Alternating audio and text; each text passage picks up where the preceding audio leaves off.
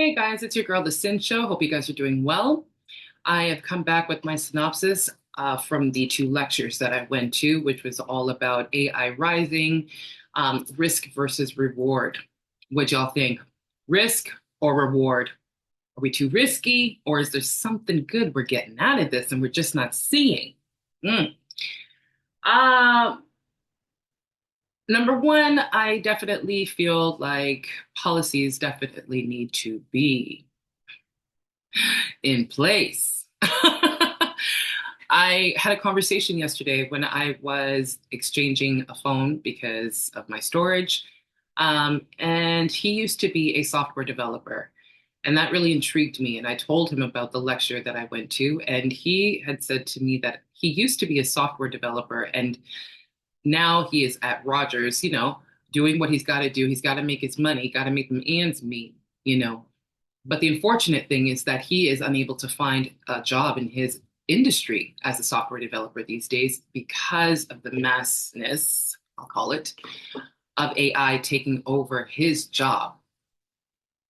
God, I hope you guys don't hear that.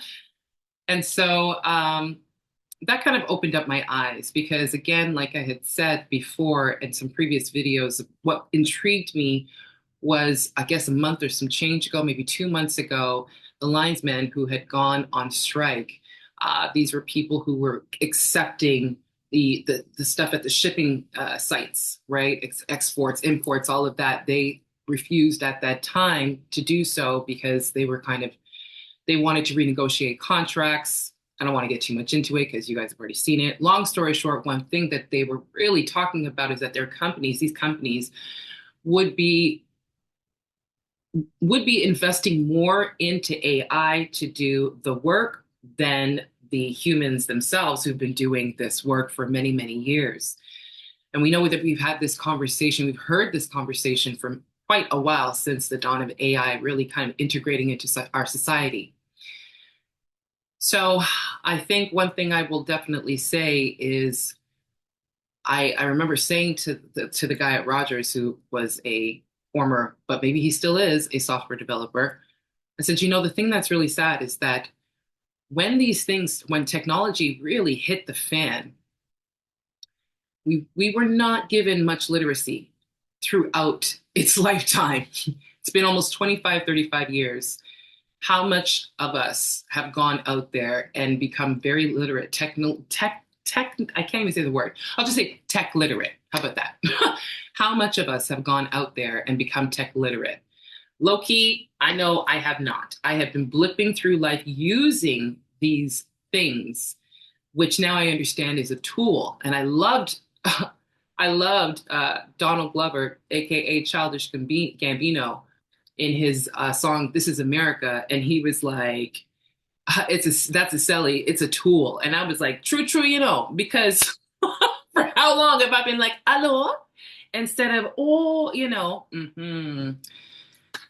And now, especially as a content creator, it is my thing to use AI tools it's helping me to, become better at creating content. It's helping me to become better in making more skills, at least for me. But that's one thing. So let's get that. So policies definitely need to be in play. Tech literacy really should be something we should be really putting out there for everyone, not just the kids, because as soon as the kids came, all of our kids, this generation, this is all that they know, so much so that they bonded with AI. As a human being, some of them see this more as their best friend, than anything else. And that kind of had me going back in time to the time where, if you guys remember the movie called Child's Play, Chucky, you want a friend? Not that friend, honey. It just had me think. I'm like, we went from Chucky, the doll, to Chucky in the computer. Oh Lord. But it is very unfortunate because what we are wanting is companionship and a friend, and what we are becoming every day if we're walking, as you guys see it. You see everybody they're just straight up looking at the phone. They're not even looking at you. you have become invisible. If you are not in here, I'm talking about in the phone, if you are not here, you ain't nowhere. And I think this is how we're also feeling about what AI is doing, and that of it feeling like it's displacing us, right? So, not financial literacy, sorry, tech literacy, big deal.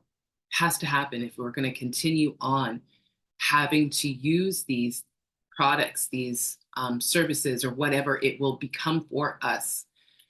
Because the fact of the matter is, as we keep going in the next 5 years, it will become more powerful than anything else. We have to remember how much of us, our own data or data, whatever you want to call it, has been feeding it, right? And so, these are things I'm just taking away from it, and that really kind of blew my mind. And it is obviously about the rich and those who are benefiting off of it as well. But the question at the end of the day really is, what can you do to benefit, to get your own benefit? We cannot have life with, and this is a part of life, pass us by. It's like adapt and adopt, right? We have to adapt and adopt to this. So what can we do to feel that way? Because for some of us who are feeling like this is taking away our rights or our jobs, it also feels like it's taking away our life's purpose. All that we had put into it with belief that we would really have amazing ROI. And it's proving itself to be not so true, right? So I guess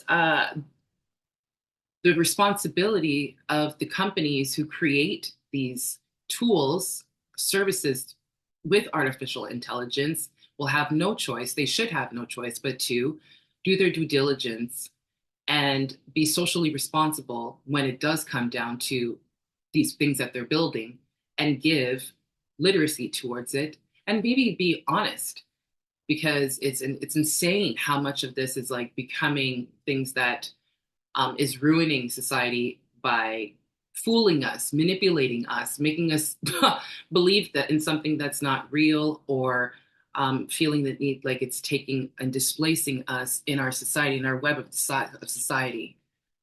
So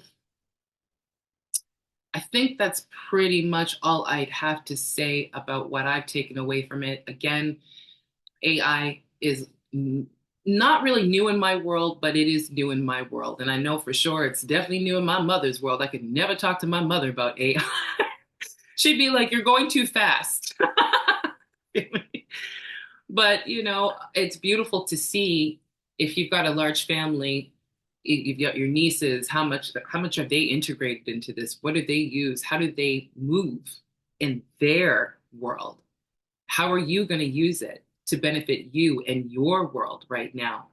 Instead of just looking at it and seeing, okay, well, it's here, and, well, it has possibility it could do something. I mean, what do you want to do with it? I think that's where I'm at with this, is what do you want to do with it? Because it's here to stay, and we really don't see it leaving. And I think that's pretty much it, guys. That's all I think I have to say. So tell me what you guys think. Let me know if you've watched both of the lectures. Again, I apologize for the second lecture, but I do believe that the Hinton lectures, if you go onto their website, they also will have access to the full if you want to take a look at the second one.